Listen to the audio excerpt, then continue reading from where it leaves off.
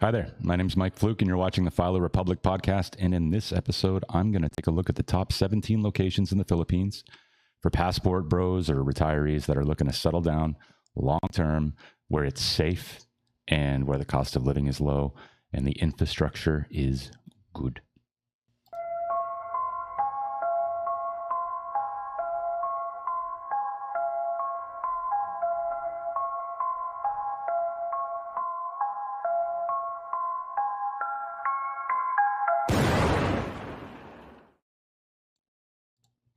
All right, so this resource comes from our members only area that we just started a couple weeks ago. Since I launched the channel, I've been able to get a whole 72 subscribers in my first week. And we've got about 7 people in the members only community so far. And yeah, things are moving on, at a pretty good clip.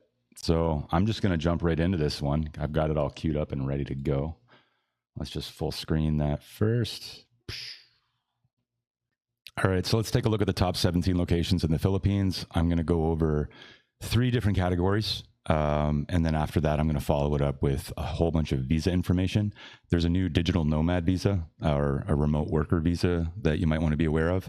And I've got all the costs associated with the cost of living in each location from each category, and then the cost of the visas and what those terms are. And yeah, I guess we will go. Let's go. So first, you're going to want to select your playground, and this is really good for the research phase. You're going to be able to know, ideally, maybe you just want to choose based on price, but in the first section, we're going to look at city comfort and convenience. So that's Western style cities where the infrastructure is probably at its best. The roads are all proper, it's not like doing parkour, when you're walking down the street.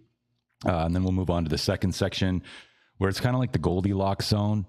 It's got a cooler climate without any sacrifices. So these areas, it's kind of, the weather in those areas would be more like the weather in Chiang Mai, Thailand.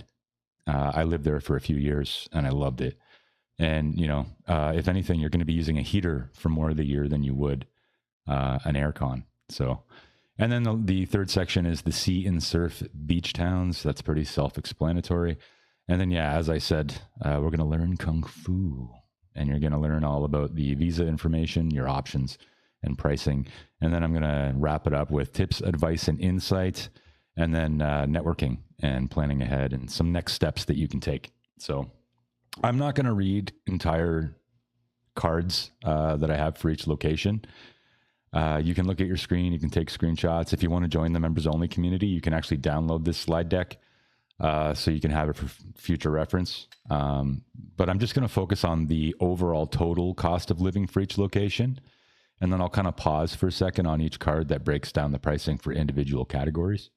So, all right, starting off this list, Makati and Bonifacio Global City, also known as BGC.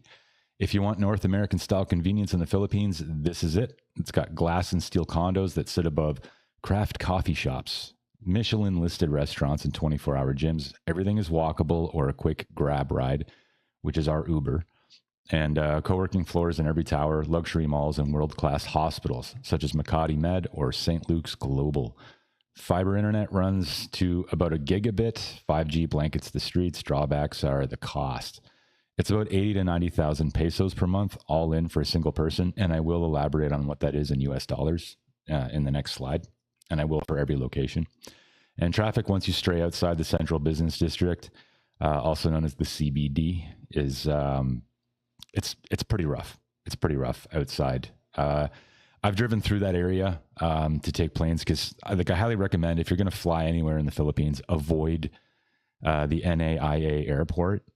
It's brutal. Like Terminal 3, the one that you're usually departing from, is like, it's kind of set apart from the rest of the airport, and you have to take like a little bus to get there. And I've come so close to missing flights because of that airport. So fly out of Clark if you can, or fly into Clark and out of Clark, no matter where you are in the country.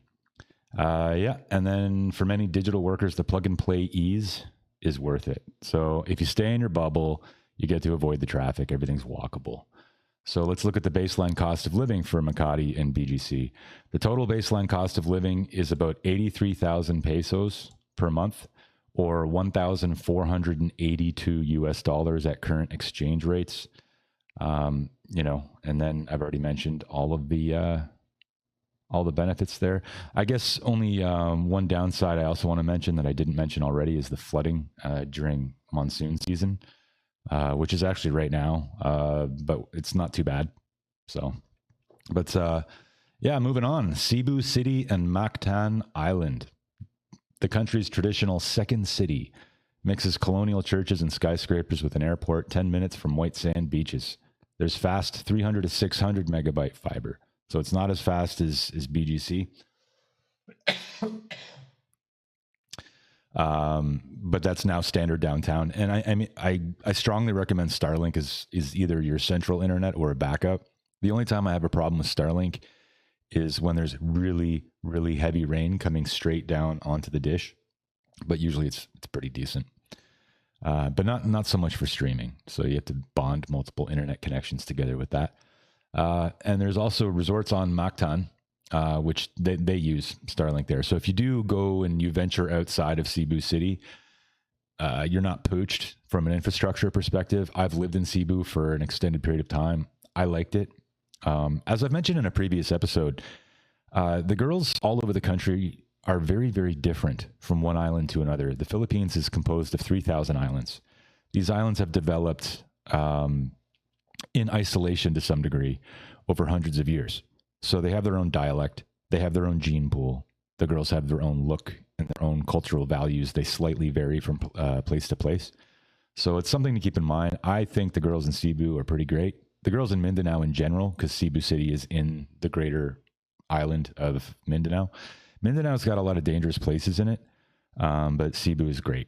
So, and Davao, and I'll elaborate further in a moment.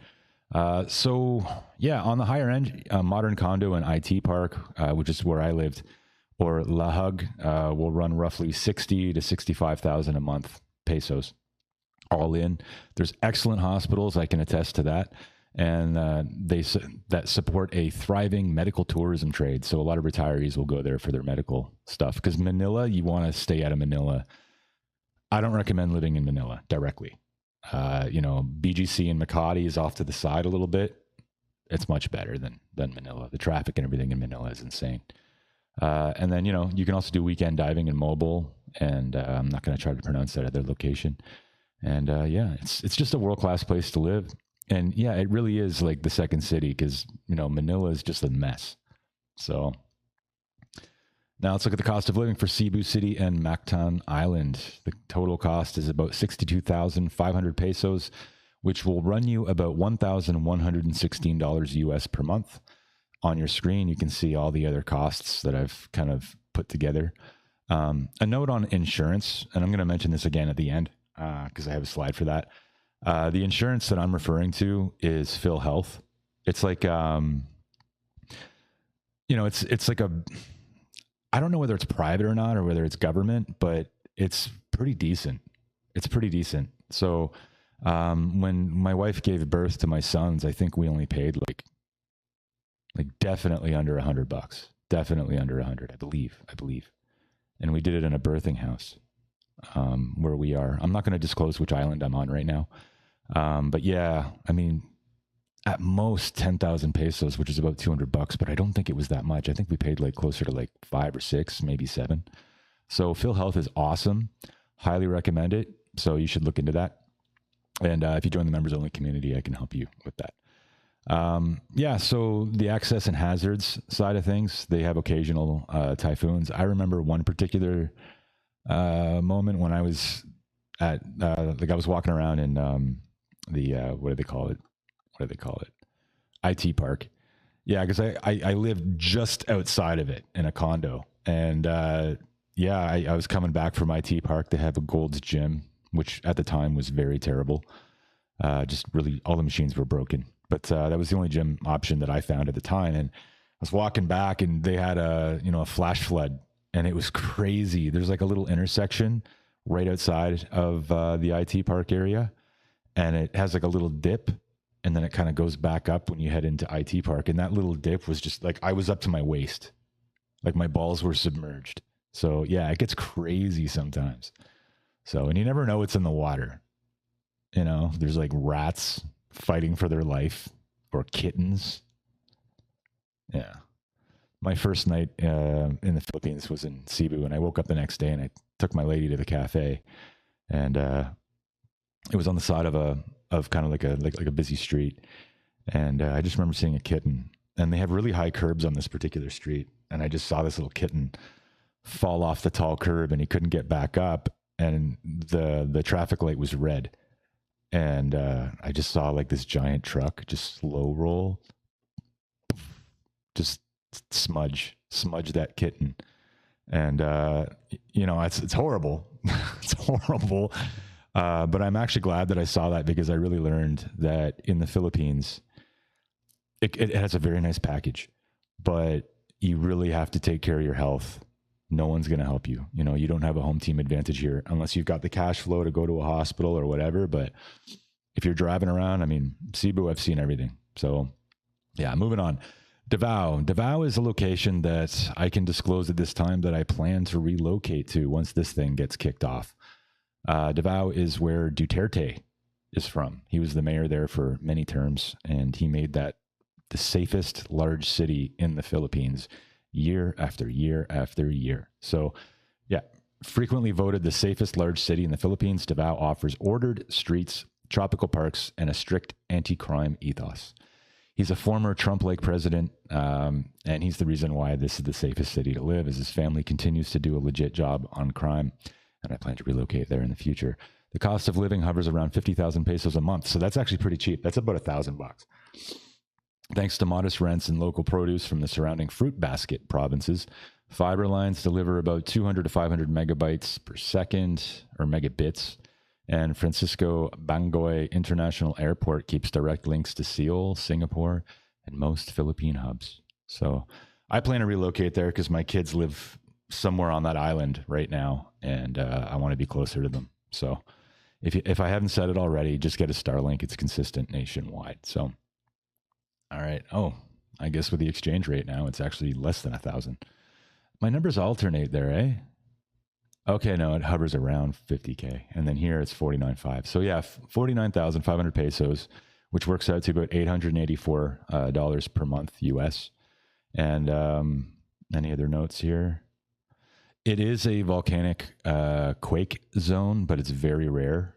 So I've never, like, I've lived in the Philippines since 2016. I've never, you know, and then even for years before that, I knew my wife, because we worked together online. So I have experience of the Philippines since 2014.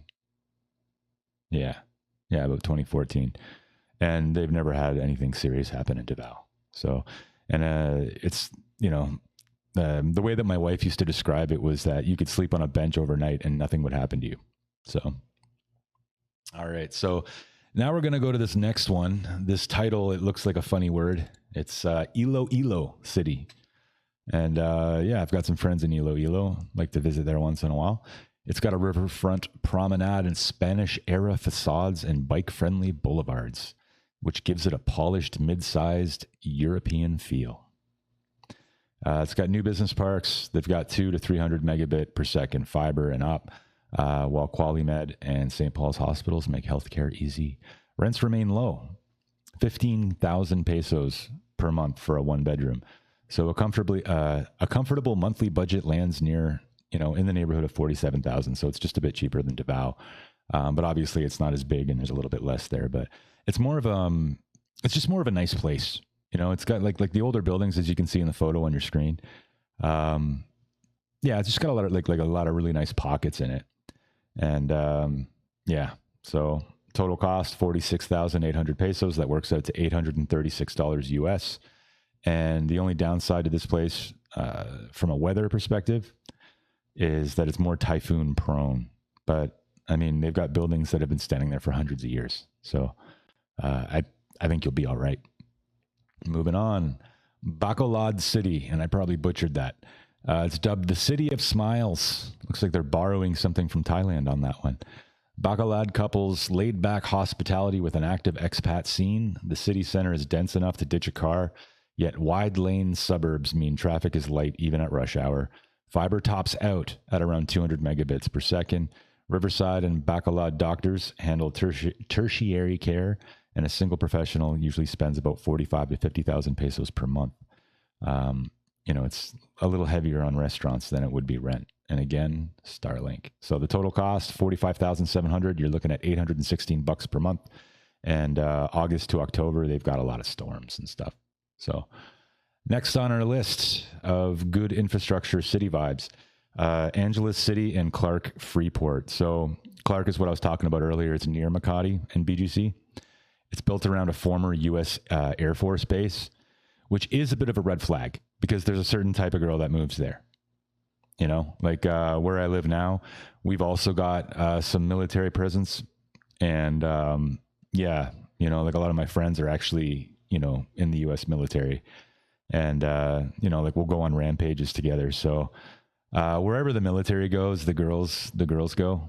So Angeles and Clark, it's a world-class city that combines duty-free shopping, international schools, golf courses, and a nightlife strip with the finest Pinay that money can buy. So you get the idea. Insert "She Belongs to the Streets" sound effect. Fiber hits around 300 megabits per second, and Clark International Airport means that you can skip Manila entirely. So that's great. I'm getting some rain right now, so I'm going to probably pause this in a moment, right after this one. A renovated one-bedroom inside the Freeport is about 20 to 22,000 pesos per month. That's it. And expect about 60K per month total for Western comforts and weekend trips to nearby surf beaches. So that's 59,000 pesos per month, and that's about $1,054 per month US. But I did not include a budget for the ladies. So, yeah. You just, and then I put down here, like they have a slight flood risk there. But I also said, watch my VOC video. I highly recommend you watch that because it's all the nasty things that girls can do under the law. And if you're going to go to the Philippines, I highly recommend that you watch that video. Now, I'm just going to take a pause for a moment. I'm going to have a smoke and just try to wait out this little storm that we're having. Probably won't be long, and I'll wrap this video up. Yep, that was about 15 minutes. So let's keep going. Let's look at Subic Bay, Freeport. Think leafy suburbia with a yacht marina and zero traffic lights. U.S. street grids, Western standard utilities, and duty-free groceries. Attract sailors, families, and remote workers alike. You'll pay about 22,000 pesos per month for a 2-story townhouse and another 8K for utilities. And you can live comfortably on 60,000 pesos. This is pretty awesome. I might actually consider this instead of Davao when I relocate. Healthcare is decent, and serious cases, you would require a med evac to Manila. That would take you about 40 minutes. So let's look at the grand totals. You're looking at 60,000 pesos, or 61,000 pesos per month, and that's about $1,082 US. And they do have minor earthquakes, but I mean, like looking at these photos, like it's pretty nice. So, yeah. All right, now let's take a look at the cooler climate, the Goldilocks zone, as I refer to it. We'll just keep going. Dumaguete and Valencia. So Dumaguete's got a seafront promenade, which is lined with espresso bars. It's got 4 universities and a cool waterfall ringed suburb, which is Valencia. Which make Dumaguete Southeast Asia's worst kept retirement secret. So, yeah, I actually know quite a few people that live there, and they really like it. So, the fiber clock's in a little slower at 150 to 200 megabits per second. Again, Starlink fills the gaps, and a good studio costs you about 12 to 14,000 pesos, and a full monthly spend is just over 44K. They've got expat motorcycle clubs there, jazz nights, and whale shark weekends in the adjacent Oslob. So it's worth checking out. The total cost for living there is 44,000 pesos, which works out to about $786 US. And they do have occasional brownouts. Next up, Baguio City. It's got a higher elevation. The whole city is like hilly, It's nothing like San Francisco, but it's got the hills to it, like San Francisco. And, just walking down the street, you're probably going to get a good workout. And yeah, we grow a lot of our vegetables that require cooler climate. So like sugar beets and stuff like that, they always come from Baguio. So it's got a 1,500 meter elevation. It rarely tops 24 Celsius. You know, and you can escape for those who wilt in tropical heat. So if you're a little overweight, you know, you're a little out of shape or whatever, or you just hate heat, it is really tough to adapt to the Philippines when you first get here. It, you know, both times, because I've left for a year to go to Canada and do some traveling, and I came back and it kind of reset my body. But it takes a couple years to get used to it, to the temperature. So you stop sweating. Like I'm not sweating right now, and I've actually stopped using. I actually sold one of my air cons, my bigger one. I just run a little one now in my house. So you can adapt, but if you don't want to deal with the heat, then go to Baguio. The rent skews higher than coastal towns. It's about 18,000 for a refurbished condo. Could be a little bit more. The demand is really high. There's not much vacancy in Baguio because it's very limited. It's mountainous and it's farming, and it's like they cluster a lot into one area. So there's a lot of competition for apartments there. It would be harder to find a good one. But if you need help with that, that's what I'm there for. You know, hit up the members only community. If you want me to go on the ground and go look at an area, I'll do it for you. So food for thought. I mean, I'm your buddy here in the Philippines. Yeah. So electricity and intercity transport, they do push the monthly total of your cost of living to about 54,000 because you're going to trade air conditioning for a heater. And fiber and 5G are solid. Manila is a 4-hour freeway bus ride away. So total cost per month, 53,800 pesos. That's about $961 US. If I were you, I'd probably take that a little bit higher because just in general, they have nicer things there, you know, and as a result, things are more expensive and, you know, you're going to be paying more. So the baseline, I only mentioned the baseline. They've got craft beer and art markets and stuff. So it's got like a little bit of a hipster vibe to some areas of it. And yeah, I guess they've got a good hospital. Once in a while during rainy season, they get landslides because it is hilly, but I've never heard of anything too crazy. All right, let's move on to Tagaytay.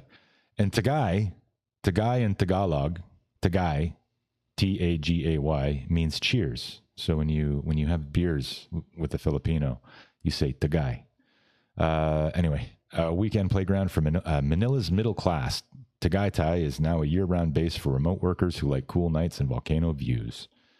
A one-bed condo with a balcony facing Taal Lake is 30,000 pesos per month, so it's a little higher up on the list. I mean, where I've lived, you know, I've generally been able to get houses, like full 3-bedroom houses for like starting around 12,000 pesos, which is like $240 US or less, depending on the conversion rate.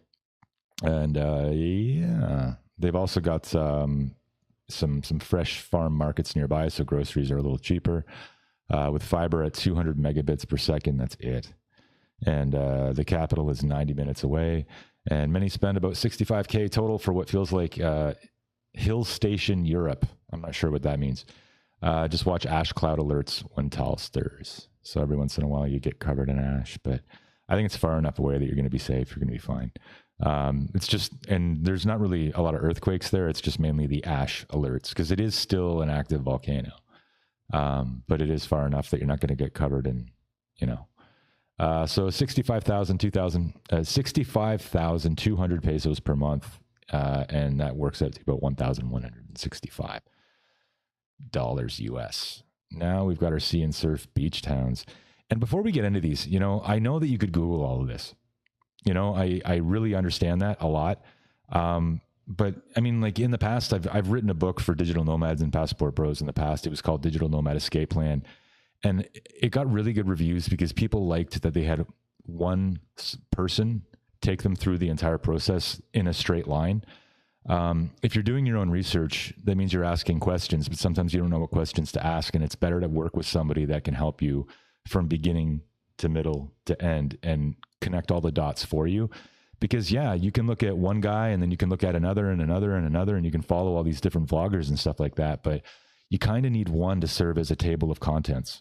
And that's what I hope to be, you know, more substantial. I know my videos are more boring, you know, like I'm just a talking head sitting at my desk. But I hope that you see what I see, you know, and I hope that you find this useful. Because if you're going to watch a video on each individual thing, some guy might have a cost of living that's like 100,000 pesos a month, but in the same location, then another guy's going to say, no, it's only 50. So it's just for the straight line. That's what I'm all about. So if you find this useful, join the members only community. All right, let's look at Siargao. There was a movie recently about Siargao in the last 5 years or so. I think it was just before the pandemic, and it blew up the tourism there. I was hesitant to put it on the list, but it's really it's a very nice place. It's got world famous surf at Cloud9, and it's got Coconut Grove co-work cafes and scooter speed traffic define General Luna Township. So yeah, it's just like it's just like a chill. If you like Bali, you're gonna like Siargao. I mean, it's not as fancy as Bali, but it's nice. The fiber, they got it along the main road, but almost every villa just uses Starlink. Rents start at around 12 to 15,000 pesos per month, which is awesome considering it's such a tourist heavy area. And it's got lots of surfing. It's one of the main places for surfing in the Philippines. And the only trade-off is that they have strong typhoons.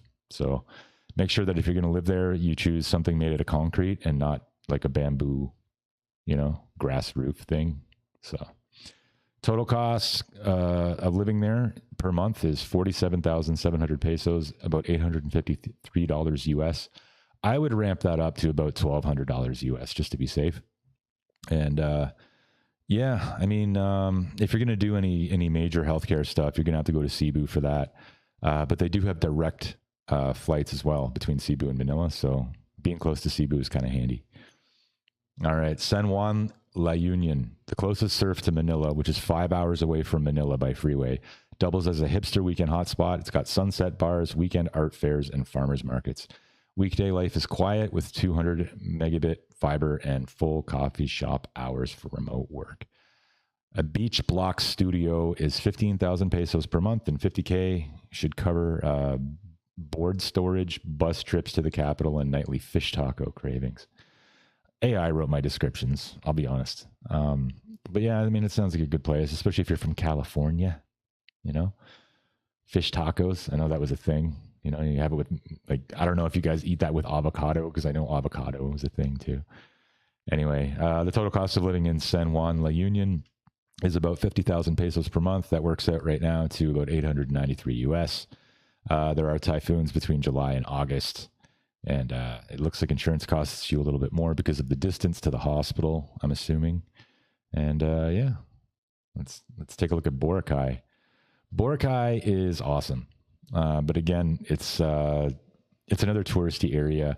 I'm actually not going to really read this description because I can tell you about it. I've lived there for a while, and before 2018, they had a lot of backpacker style tourism, and they did a rehabilitation of that area. They shut it down for like a year. And then when they built it back up, they made it like more of a resort focused area. So you get less, like it's still got a lot of party scene. Like it's still really good for nightlife. But it doesn't have that backpacker, kind of vibe going on. Fiber is even worse. It's got 150 megabits in most areas. And again, Starlink is a plan B. Budget condos behind White Beach run about 18,000 pesos per month. So it does cost a bit more. Everything is going to cost more in Boracay. I don't know what this is going to pump out, but I've also verified these prices myself. So, in some areas, all of these baselines you could live on if you're frugal, but I always recommend giving it some padding. So the living is pricier. It's about 55,000. I would say put it up to about 60, 65, but you could totally live well on 55. And the trade-off is that maybe it's a bit more expensive, and you're dealing with more tourists. Now, when you're dealing with tourists, I avoid tourists, and I do that because I've met a lot of awesome people, so I'm not going to poo-poo on that. But when they're trying to maximize their holiday, they're going to want to get drunk every night. They're going to pull you under the water. They're going to pull you down if you live in a tourist area. So unless you're really focused on living your own best life and you're not into all that debauchery, and then also too, the local ladies, a certain type of lady flocks to these areas because they want to, they want to get on the bang bus, so to speak, and it's not really my scene. I checked it out for a while. It was nice. I enjoyed myself, but it's a place you visit, in my opinion. Yeah. So, and they've also got a ready-made visa run hub to Kuala Lumpur or Hong Kong, but you don't need to do visa runs. You can do back-to-back renewals for up to 3 years, but I'll get to that. All right. So the total cost is 55,000 pesos. Like I said, I would probably up that to 65 just in case. Because if you're there, you're going to be having fun, right? And it's about, 1,000 US. The food and dining is more expensive. I don't know if you've been taking notes, but the food and dining is much more there because you're paying for menus that it's a tourist town. So, and then sometimes they get really bad wind. So there'll be closures in town because of the wind. So, and then there's the Palawan corridor. I lived in Palawan.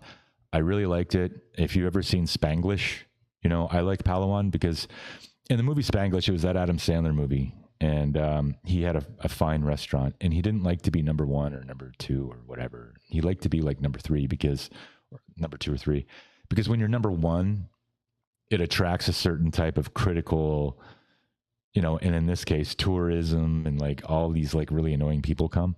But when you live on like, say, the third best island, which is what I would call Palawan, especially like where I lived was in Puerto Princesa City, where I also rented a house there for 12,000 pesos per month. Lots of power outages though. They're working on it, but, and lots of good condos there too. The prices are pretty low, but, yeah, like, I lived in Puerto Princesa City, and I found that to be great because most of the tourists would go to El Nido or to, the ones that are in the know. They would go to Dooley Beach. Dooley Beach is a resort run by a friend of mine named Max. He's a Dutch expat. He lives there with his Dutch family. And they came here like 20 years ago, 25 years ago to go surfing, and they fell in love with Dooley, and there was nothing on it. There was no roads. And they only got a road, I think, built like literally, I think 2019, right before the pandemic, they got their first road. I found it by accident on an island hopping tour. Like I paid a guy to do a private tour because I don't want to go on a boat full of tourists. But yeah, so I found it by mistake, and we became like fast friends, and he's just a really, really good guy. So I highly recommend if you like surfing and you want to go to El Nido, you can do both at once. You don't have to go to Siargao. You could just go to Dooley Beach Resort. It's a really cool, kind of eco-friendly resort. It's affordable.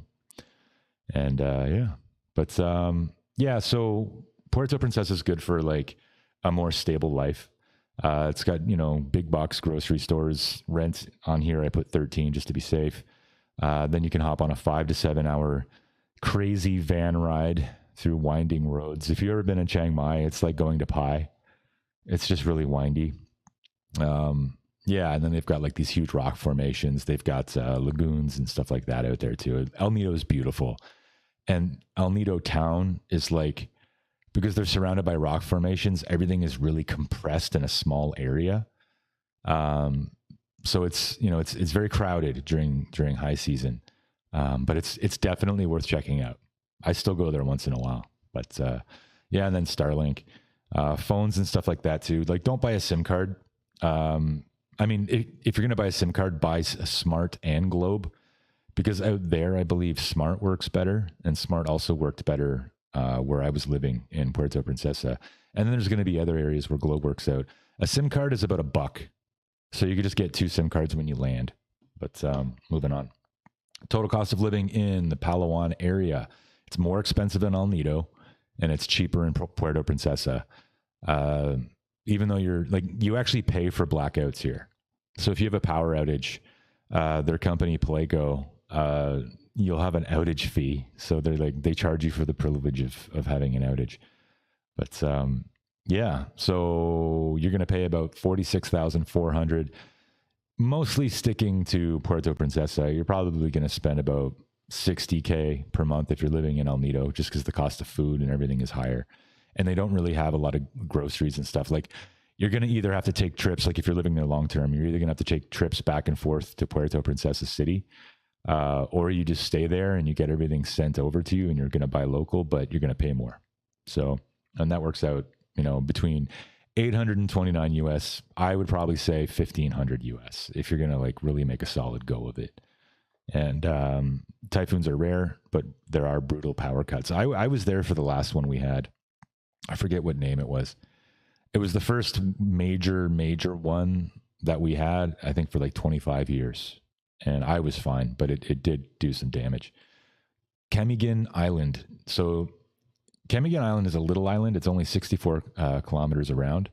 It's a volcanic hot spring island. So it's got 0 stoplights and a 9 water, and it's got a 9 waterfall weekend challenge. Sounds really nice. I've never been there. Starlink and LTE are your lifelines. Fiber is patchy. I wouldn't even try fiber because undersea cables and whatnot.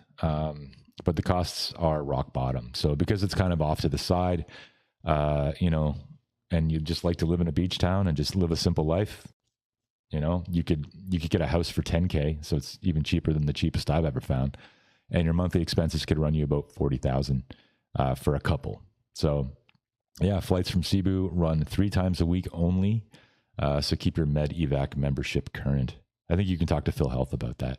Total cost of living there is 40,700 pesos. That works out to about, I'll round it up, $800 US per month. And yeah, so, and I mean, you could probably get away with paying less for things like utilities and stuff like that. Like if you get solar panels, like if you're going to live there for a while, you know, you could probably live off grid because, I mean, if you're living in a place like that, you're not really running an aircon all the time. It's probably quite nice, you know, wind wise, because you're on an island, a small, tiny little island in the middle of the water. All right, let's look at Bantayan Island. Bantayan feels like Boracay 25 years ago. It's got broad beaches, shrimp farms, and no chain stores. So the telcos there, they now run limited fiber, but again, Starlink. And yeah, Starlink actually went up in price too. It used to be 2,700 pesos per month. I should have updated this. While I was making this, it went up to 3,800 pesos a month for Starlink now. So that's like, it went up like, yeah, a lot. I'm surprised that they did that to the Philippines. Elon, man.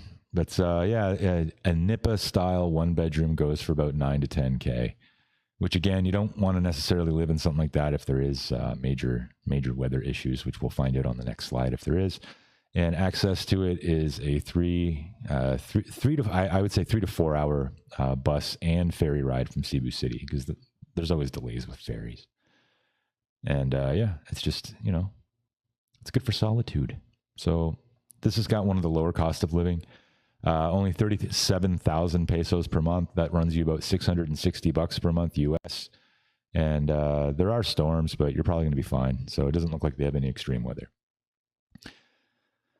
Tagbilaran, I'm totally butchering that probably. Tagbilaran City and Panglao. Been to Panglao. It's nice. It's nice. It's near Bohol, and it's got its own international airport. A lot of the islands in the Philippines have international airports now. I think El Nido has one too.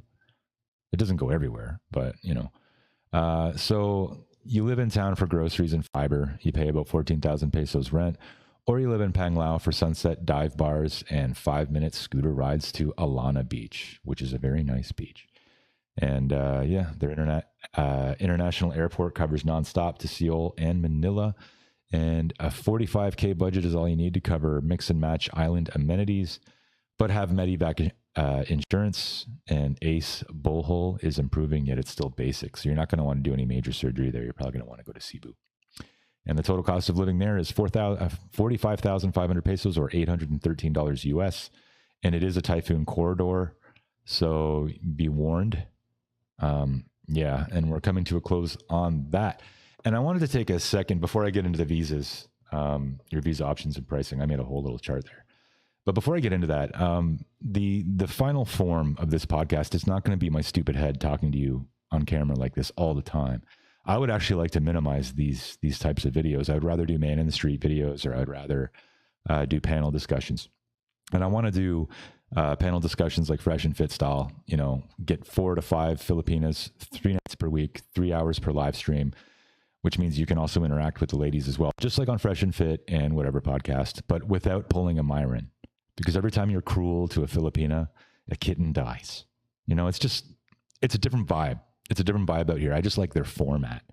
And I want to ask, you know, a very like run my line of questioning, you know, very similar to theirs. So that way you can compare apples to apples. If you think that would be useful, it'd be great. I've already converted a room in my house into a studio. So I bought all this gear. I spent about 10K, like $10,000 US on gear and stuff like that and soundproofing for my house. And I'm just about there, but I ran out of runway. I need one last piece of gear to help me bond multiple internet connections together. And then I want a little bit of extra scratch to pay the girls because they're shy and they probably have to take a day off work. So if you're thinking of coming to the Philippines, I know dating is part of the equation. If that sounds like something that would be of value to you, please do consider, you know, supporting the channel, hitting like on the video, and subscribing to the channel as well. I also highly recommend the members only community. I guess I'll just drop that whole spiel too. Like, I'm building up to something, and I'm building up to doing like in-person retreats out here in the Philippines. But I mean, any member that if they need help, you know, and I mean, if I'm already in the area, then it's no skin off my back to help you out. But if I'm not, I mean, the cost for me to set things up for you before you get here would be pretty valuable, I would imagine. I plan on making this my full-time job. So, and then the retreats, you know, like I'm gonna let, you know, members in the members only community vote on who their favorite ladies were from the discussion panel when that kicks off. And then I can invite them and cover their trip and give them a free holiday so they can come out and meet you guys. So again, if that sounds awesome, I'd love your support. It really does matter on you guys as to how soon that gets started, because like I said, I've already invested about $10,000, and we're growing really quickly. You know, I got 72 subscribers in my first week. You know, I think that's pretty cool, you know, for a first week ever on YouTube, starting from scratch. And we've got 7 members already in the members only community. So pitch over. All right. So how to interpret the data? The totals are mid-range. You can shave 20 to 30% off by sharing a house or eating strictly local, or add 40% for high-end towers and daily restaurant dining. I mean, personally, I had a really big fridge, and I actually sold it to buy some gear. And it was like a double door. It's back when I had my family living with me. And I eat out now. You know, just about every meal, your only enemy is seed oils, you know, and restaurants kind of open and close whenever they feel like it. So you can't really count on anything. So you always got to be like open-minded to trying something new. But yeah, so the insurance, the line item on every card that talks about insurance is about PhilHealth, but I also recommend another insurance option, which you can check out. It's like a super cheap one. It's pay as you go. You can just, you know, and then yeah, you can also easily pick up a mini Starlink inside the Philippines, so you don't have to bring it with you. And then yeah, like I mentioned earlier, choosing a mobile phone provider is contingent on your location. So pick up one for Globe and Smart. And if you get a Globe SIM card, then you can link it to a Gcash account. And Gcash, like, financial technology in the Philippines is awesome. You know, if you do crypto, use coins.ph. It's an excellent app. It's like it's an exchange. And, you know, like I usually would use that to buy crypto and stuff like that. And then I would send it to my wallet. And, yeah, Gcash is just great to pay bills and stuff like that. So, or to send money to people really easily. So if you got one of those kind of ladies, you know, you're definitely going to need Gcash. And if you set up a Filipino PayPal account, you can link it to that too. So, all right, let's take a look at the visa options. In this one, we're going to look at the tourist visas, the long stay visitor visa, the LSVV, the digital nomad remote worker visa, which is brand new just in the last month, and the special resident retirement visa, the spousal visa, which I'm on, even though I'm not with her anymore, and the visa extensions. So I'm going to leave this on screen, and I'm going to quickly look over it. So 157 countries in the world get a 30-day entry visa on the tourist visa for free. Most people don't pay to come to the Philippines, but you do need an onward ticket, and I'm going to get to that in a second. You can extend for 1 month. You can extend up to 59 days, because, yeah, and then that's about 2,500 pesos or 4,400 pesos. So it's under $100. You can get a 2-month extension, which is what I would do when I was a tourist. You can add another, okay, so I got you. So when you come, you get a month on arrival. And then if you get a 1-month extension at any time during that first month, then you can extend it. So instead of 1 month, you get a full 59 days. And then beyond that, you can get a 2-month extension, which is about $100 US. It's about 5,000 pesos. And then you can also get a 6-month long stay visitor visa. That one runs about 11 to 13,000 pesos. I explain those reasons in the community. And then the remote worker visa, it's a 12-month renewable visa. It's got a 64,000 peso application fee. Now, to me, and you have to prove that you make 24,000 US per year, which would probably be pretty darn easy. And then you also have to have health insurance, which I would recommend again. I've got a link to Safety Wing in the description. I think you get a discount if you use my link. It's a pay as you go. I've used it for years. It's really handy, and it covers your laptop. So it's a good travel insurance, and they've also got another health insurance product and all that. Moving on, the Special Resident Retirement Visa, the SRRV. It's an indefinite visa until death do you part, and it starts off with a 70,000 peso deposit plus fees. It's an age-based program, so I can't use it yet. And then the last one is the spousal visa. It's 1 year, then permanent, and it's pretty cheap. And I've got a fixer too, a legal fixer that can do all this for you as well. It's another benefit of joining the members only community. So there's an onward flight ticket, and this is just another resource that I share with people. You can actually print a legit real ticket, and then this service will allow you to print it, and then it'll automatically refund it for you, just so you don't have to worry about doing it yourself. It's really quick and easy. You can do it right at the airport. But you should apply 7 days before your visa expiry to avoid overstay fees. And then you can also use other online services to avoid long lines at immigration. And I always pay a little bit extra. It's like they have a fee structure to pay a little bit extra to get your stuff done faster. But again, if you need a fixer for any of this, let me know. Okay, so now let's just kind of go through some general advice. Secure the right visa first.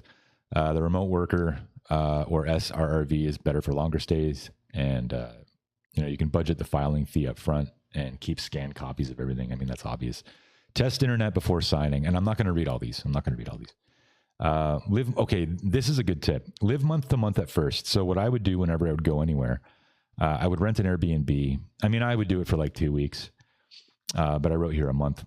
And you rent it for a while, you check it out, you see what the power outages are like, you see what everything's, how the vibe is generally. And then you make an offer outside of the app with the person that owns it. And you say, okay, so I'd like to rent this monthly. And you can assume that they don't Airbnb it more than 12 days a month. Like nobody's renting out their place all 30 days of a month, right?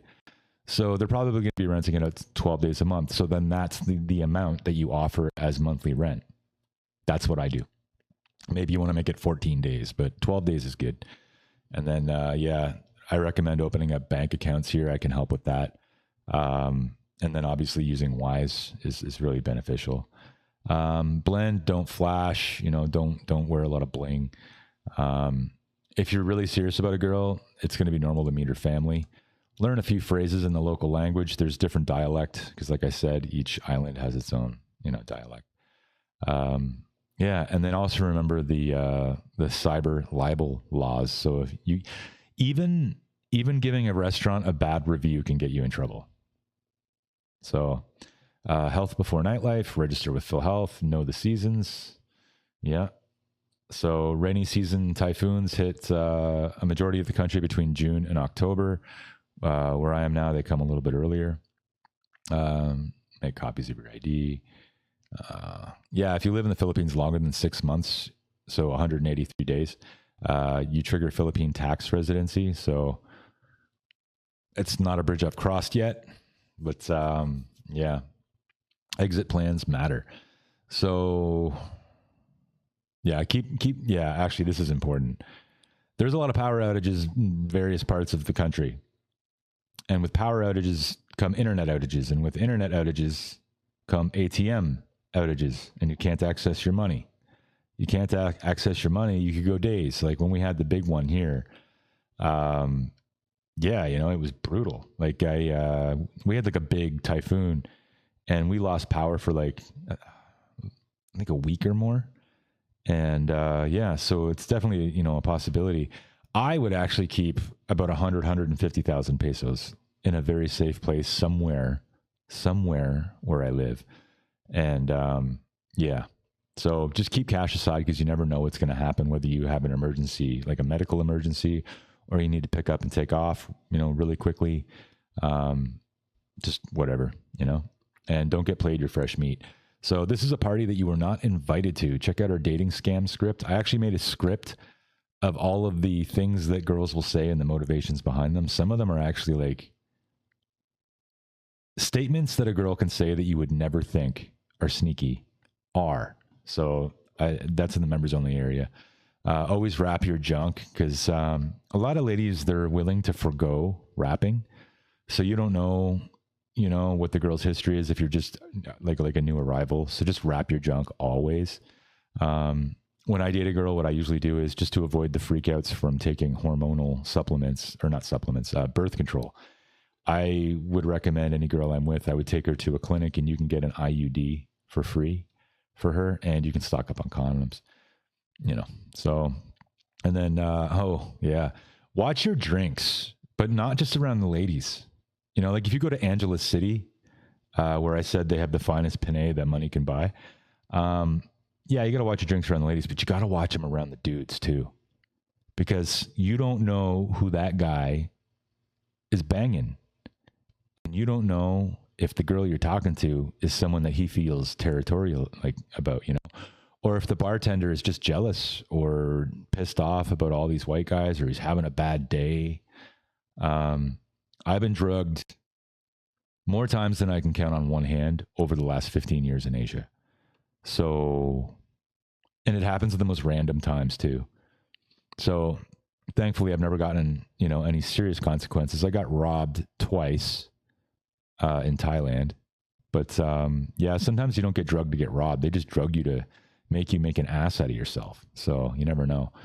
Yeah, you never... I wrote impotent rage and jealousy from some of the male bar staff that will drug you. I have been drugged by male bar staff. I was talking to his side girl. He was married. I didn't know. But yeah, no local will ever take your side against another local out of fear of their own personal consequences. So don't finish a fight. Don't even start one. I don't know why I worded that way, but yeah, just avoid fights. Like I carry pepper spray and stuff like that. I've never had to use it. I've never been in a fight. I've had a few confrontations, but the only fight, like fist fight that I ever got into was with a foreigner from Russia. So yeah, you don't really get into fights too often unless it's like some fucking wanker. But yeah, so I guess these are the final steps. You're going to want to find a buddy and make friends in advance. You're going to want to maybe possibly meet women from the show. You could do that at a retreat. And then another thing I offer too is customized travel dockets. So it'll be a complete file, like a takeaway grab file, where you can have all the information you need about where you're going. And it's completely custom tailored for you. So if you want to find out about the condos in a particular area, I can link you up with a person, that'll take care of you for that. I can show you all of the literature from all the condo projects that are in that area and so on. I'm here for you. So, leverage me. Yeah. And then the retreats, I've already mentioned that, and the dockets I just did. So feel free to share this slideshow with a friend if you grab it. The more the merrier, like we're already growing the community, and I think it'd be cool if, you could also help us grow it even further. And there's a lot of reasons why you want to join the community, aside from what I've already mentioned, and I'm going to wrap it up on this. The Philippines has a reputation. You've heard all about some foreigners losing their head, and just another resource that I have in the members only community is a list of every single time that the religion of peace acted up, and it's just useful information to have. So I guess on that note, I will leave it there. If you want to support the channel, I'd really appreciate it, because if I can I figure I need about $3,000 US to start to finally get the piece of gear that I need, and then to, secure enough cash to pay the girls to come onto the show for the first month or two. And then from there, I'm sure it'll just take off on its own. So if everybody watching this could do $10, Awesome. You want to drop a hundo? I love you forever. My name's Mike Fluke. You've been watching the Father Republic podcast. Thank you for watching this far and have a wonderful day.